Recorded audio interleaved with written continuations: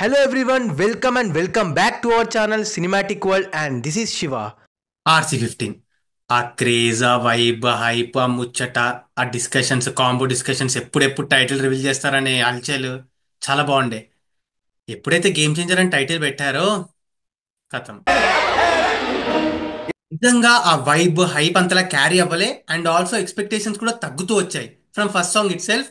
And ఇంకా వాళ్ళ updates delay చేయడం, పోస్ట్పోన్ చేయడంతో ఇంట్రెస్ట్ పోయింది, ఆ టైప్ దొబ్బింది. సో రీసెంట్ గా game changer teaser iron song తో కొంచెం పెరిగాయి. మరి game changer ground level hype ఎలా ఉంది, హల్చల్ ఎలా ఉంది, ప్రిడిక్షన్స్ అంచనాలు ఎలా ఉన్నాయి, అండ్ ఆల్సో అడ్వాన్స్ సేల్స్ ఎలా అవుతున్నాయి, ఇవన్నీ మాట్లాడుకుందాం.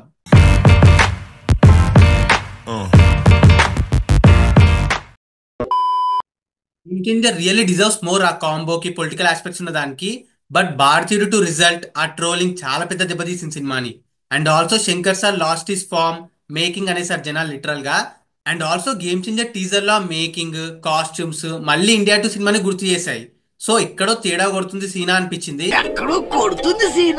అండ్ ఆల్సో మనం రీసెంట్ గా భారీ వరల్డ్ బిల్డింగ్ ఉన్న సినిమాలు, లార్జ్ స్కేల్ మేకింగ్ ఉన్న మూవీస్ చూసాక గేమ్ చేంజర్ లాంటి సినిమాలను మనం డైజెస్ట్ చేసుకోలేకపోతున్నాం. సో ఈ ఆస్పెక్ట్ కూడా సినిమా పైన ఉన్న హైప్ ని తగ్గించేస్తుంది.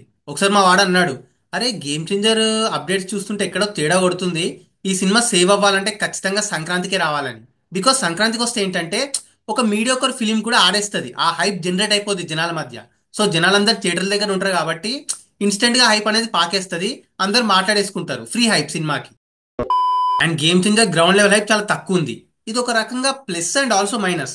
ప్లస్ ఏంటంటే హైప్ పెద్ద ఉండకపోతే అంచనాలు ఎక్కువ ఉండవు, సో సినిమా యావరేజ్ కూడా ఎక్కేస్తుంది, ఎక్స్పెక్టేషన్స్ ఎక్కువ పెట్టుకోం కాబట్టి. మైనస్ ఏంటంటే ఓపెనింగ్స్ అండ్ రీచ్, పైగా no benefit shows and also ticket hikes. మరి అప్పటికి దిల్మా ఏమైనా రిక్వెస్ట్ చేస్తాడా, గ్రాంట్ చేస్తారా చూడాలి. అండ్ ఆల్సో ఓపెనింగ్స్ ప్రిడిక్షన్ కూడా అంత తోపైతే లేవు ప్రస్తుతం. పైగా ఓవర్సీస్ అడ్వాన్సెస్ అంత స్ట్రాంగ్ గా లేవు, నిన్న కాస్త పెరిగినా ఓవరాల్ గా $250K మాత్రమే రీచ్ అయింది. అండ్ తెలుగు స్టేట్స్ లో టాక్ బాగుంటే, కొంచెం ట్రైలర్ ఇంకా బాగా క్లిక్ అయితే ఓపెనింగ్స్ లో 55 నుండి 60 కోట్ల షేర్ కొడుతుంది. అండ్ వరల్డ్ వైడ్ గా 65 నుండి 70 కోట్ల షేర్ పక్కా. అండ్ ఇంకా నైజాంలో ప్రీవియస్ రికార్డ్ కొట్టకపోవచ్చు, దేవరా సలార్ పుష్ప 2 రికార్డ్స్ కొట్టకపోవచ్చు, బట్ 15 to 18 crore షేర్ అయితే పెడుతుంది. అండ్ సీడెడ్ తన స్ట్రాంగ్ జోన్, చరణన్న స్ట్రాంగ్ జోన్ అక్కడ. ఈ దేవరా పుష్ప 2 వెనకాల ఉండొచ్చు, ఒకవేళ హైట్స్ ఎక్కువ పడితే చెప్పలేం. అండ్ వరల్డ్ వైడ్ గా 100 కోట్ల గ్రాస్ పక్కా. బట్ ఆ కాంబోకి ఆ పొటెన్షియల్ కి గంతేనా, సరిపోద్దా? ఈ సాంబార్ బ్యాచ్ చూస్తే చెప్పలేం కానీ ఒకప్పుడు రామ్ చరణ్ బాగా మంచి మంచి ఓపెనింగ్స్ పెట్టేవాడు. ఇప్పుడు ఆ కసేడికి పోయిందో. బట్ స్టిల్ టాక్ వస్తే మాత్రం ఖచ్చితంగా 500 కోట్లు దాటుద్ది. టాక్ వస్తే ఇవన్నీ జుజుబు అయిపోతాయి, హైప్ ఈ ఎక్స్పెక్టేషన్స్ అంతా. నిజం చెప్తున్నా, టాక్ వస్తే మాత్రం న్యూ వండర్. ఇంకా సినిమా ఖచ్చితంగా మనం అనుకున్న దానికంటే ఎక్కువే కొడుతుంది. పైగా మిస్టర్ బాక్స్ ఆఫీస్ తన లెవెల్, తన క్రేజ్ లెవెల్ లాంగ్ రన్ లో బాగుంటుంది కాబట్టి కొట్టేస్తాడు. బట్ సినిమాకి ముందనుకున్నంత క్రేజ్, టాక్, హైప్ అయితే లేదు. అంటే డెఫినెట్ గా జనాలైతే ఎక్కువ మాట్లాడుకోవట్లే గేమ్ చేంజర్ గురించి. బట్ నాకైతే ఒక పాజిటివ్ వైబ్ అయితే ఉంది. ఖచ్చితంగా శంకర్ సార్ రామ్ చరణ్ తో కంబ్యాక్ ఇస్తాడని ఎక్స్పెక్టేషన్స్ అండ్ కొంచెం డీసెంట్ గానే పెట్టుకొని వెళ్తాను. మరి చూద్దాం సినిమా ఏ లెవెల్లో నన్ను సాటిస్ఫై చేస్తుందో, మన అందరినీ సాటిస్ఫై చేస్తుందో లేదో అని.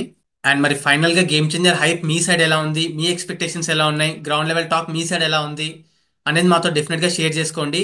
అండ్ ఈ వీడియో నచ్చేస్తే, మన కాంటెంట్ నచ్చితే please like, share and subscribe చేసుకోవడం మాత్రం మర్చిపోవద్దు. ఇంకో మంచి ఇంట్రెస్టింగ్ వీడియోతో మళ్ళీ కలుద్దాం. Until then take care, bye. Signing off team cinematic world.